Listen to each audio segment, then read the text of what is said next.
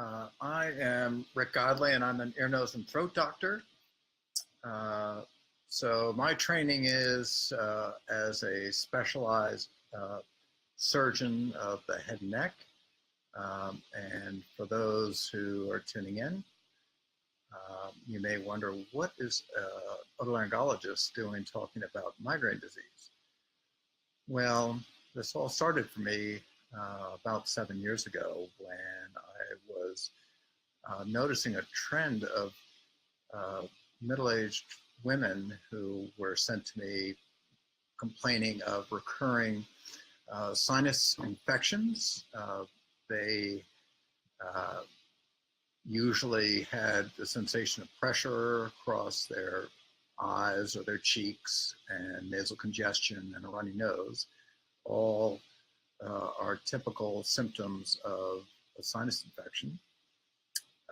But I had a CT scanner there where I could try to correlate what was happening inside the chambers of their nose at the time of these symptoms. And to my surprise, often the sinuses look completely healthy. And those times that I did find abnormalities in the sinuses, they often didn't really make sense relative to the complaints. So in looking for an explanation of that, I stumbled across both other otolaryngologists and a body of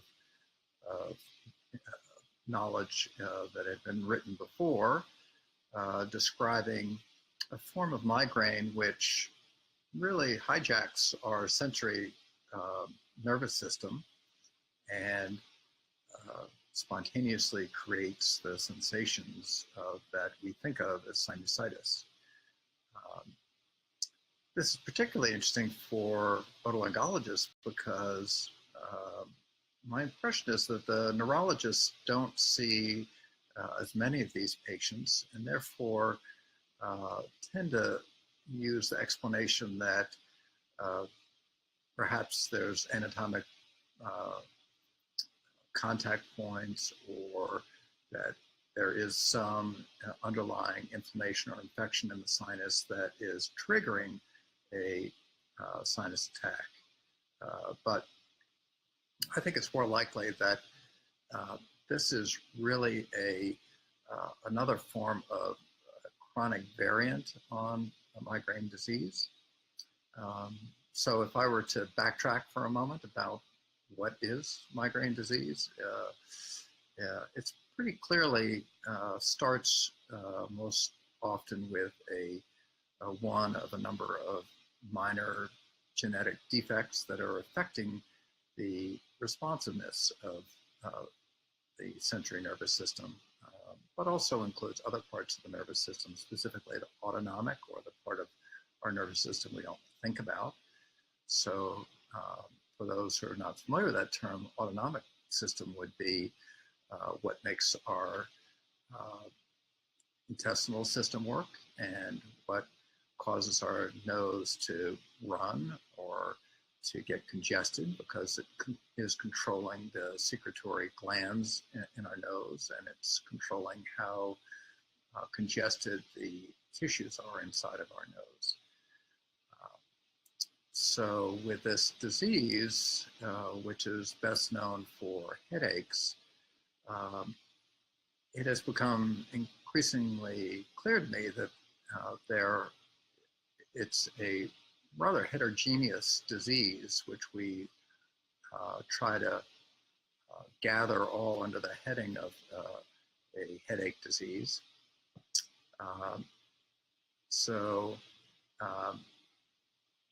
Let me just reintroduce myself for those who are just joining. This is Rick Godley. I'm a ear, nose, and throat doctor. And if I could say hi to Judy and Samantha and Barbara, I will get to your questions soon.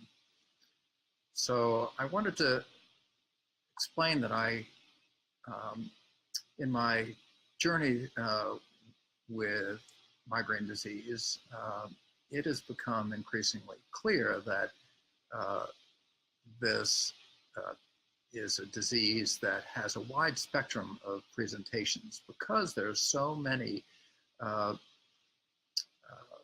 genetic flaws in the system that we inherit that it starts to affect different parts of the system in different people and in different ways. And it's further complicated by the fact that migraine disease changes through our lifetime. It is now possible that issues like colic are an early form of migraine disease. Abdominal pains, known as abdominal migraines, certain muscular issues, which are infrequent, but just give one this understanding how broad the disease is. So it causes something called torticollis sometimes in children. It can also cause a form of benign positional vertigo in children. But the disease keeps marching along and is affected by hormonal changes. And what is equally shared between men and women, when menarche sets in, women are unduly affected by this disease. So it's an additive effect of changes primarily in estrogens.